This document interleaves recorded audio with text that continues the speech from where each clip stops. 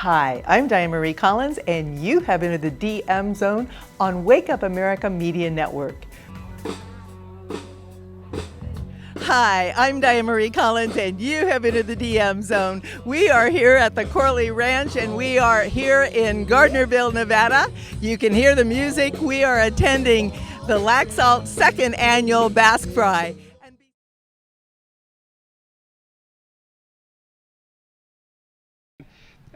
That there's still dissatisfaction with the nominee of the Republican Party among people who need to vote for him in November to defeat Hilary Clinton.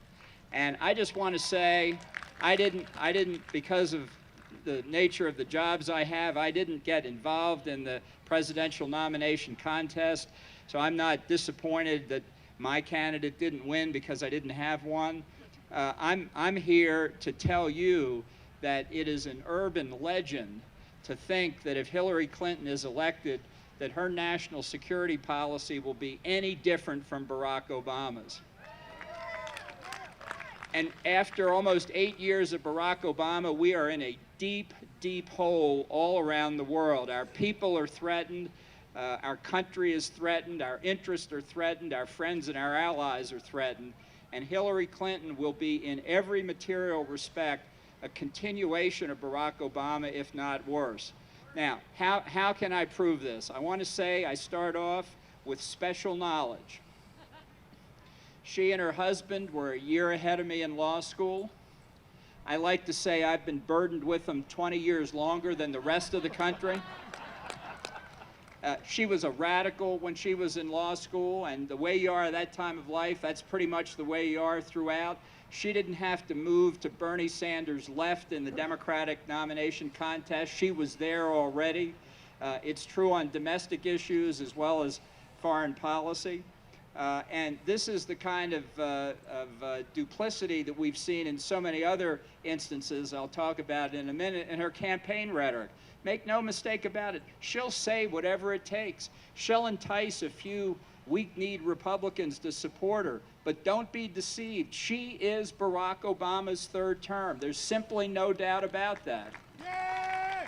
And it's not enough to say, well, I'm not going to vote for Hillary, but I'm not going to vote for Trump either. Everybody who normally would have been expected to be a Republican voter in November who stays home or succumbs to the temptation of voting for a third party or independent candidate is giving Hillary another ticket to the White House. And you've got to put that behind you. Now let's explore a couple of reasons why. If you don't think, or your neighbors don't think, or your colleagues at work don't think that national security should be at the center of the political debate as we go forward to Election Day, what have you been seeing in your newspapers and on television and in the radio in the past week or 10 days?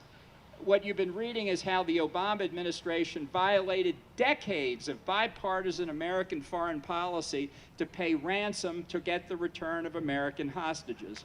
And he lied about it when he was asked about it. Now, this is all part of the nuclear deal with Iran, which I've called an American diplomatic Waterloo. It's the worst act of appeasement in American history. And now we find that despite every effort by the Obama administration to cover it up, they actually gave foreign currency to the Iranians in order to get our hostages out. This is something that has now advertised a price on the head of every American around the world, not just official Americans, but business people, tourists, missionaries, people visiting their relatives in foreign countries. You may be happy to know that you are now worth $100 million, but you're worth it to the terrorists and others who would kidnap you or your friends or relatives. And it's this deception, I think, that lies so close to the heart of what's wrong with this foreign policy. Let's look at some of the things that Hillary did. You know, one of her biggest arguments is, I've got the experience. It's on my resume that I was Secretary of State for 4 years. You know, she wrote a memoir of her time as Secretary of State, 600 grindingly tedious pages. that I've read, so you don't have to, that don't describe anything. It's like a travelogue, and then I went to this country, and then I went to that country, because she doesn't have anything else to say. Everything that she touched on Barack Obama's behalf has turned to ashes. And you can see it from one part of the world to the other.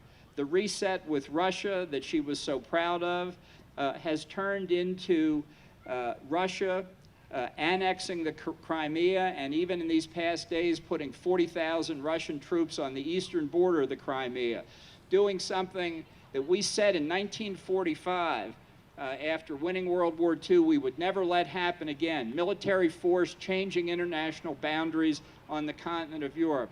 2 wars in the 20th century where Americans had to go and fight, and victory in the Cold War to prevent that from happening again, and Barack Obama and Hilary Clinton gave it away. You've got in East and South Asia, China claiming control of the South China Sea and the East China Sea. That may sound like it's a long way away. Do you know that 50% of all the world's ocean-borne commerce goes through the South China Sea? Every barrel of oil that goes from the Middle East to Japan, South Korea, and Taiwan, key allies and trading partners of the United States, goes through the South China Sea. If China makes that water a province of China and removes it from being international waters, they will have their hands around the throats of Japan, South Korea, and Taiwan, and us while we're on the subject. What are we doing? What did we do for 4 years with Hillary as Secretary of State? Nada, zip, nothing. And again, I am Diane Marie Collins, and you have been in the DM Zone. We like to interview fun and interesting people, from authors to celebrities to almost celebrities or soon-to-be celebrities. Don't forget, you are in the DM Zone on Wake Up America Media Network. Come back soon.